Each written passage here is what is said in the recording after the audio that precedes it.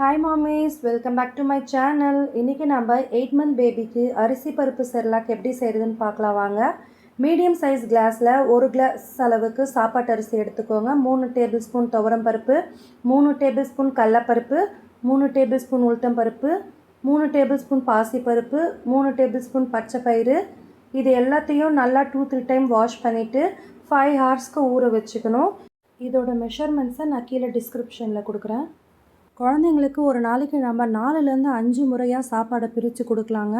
அப்படி கொடுக்கும் போது ஒரே மாதிரியான சாப்பாடு கொடுக்காம கொஞ்சம் வேறு டேஸ்ட்டில் கொடுத்தானா கண்டிப்பாக சாப்பிட்ருவாங்க. எப்போவுமே ஒரே மாதிரி இல்லாமல் ஒரு நாளைக்கு ஆப்பிள் பியூரே, ராகியை முளைக்கட்டி பவுட்ரு பண்ணி அரைச்சி வச்சுருக்கேன். இந்த மாதிரி 2-3 வெரைட்டியாக நம்ம செஞ்சு வச்சுக்கிட்டோன்னா நம்ம அப்பப்போ செஞ்சு கொடுக்கவும் நமக்கு ஈஸியாக இருக்கும். நான் லாஸ்ட்டாக போஸ்ட் பண்ணியிருக்கிற செர்லாக்கையும் செக் அவுட் பண்ணி பாருங்கள்.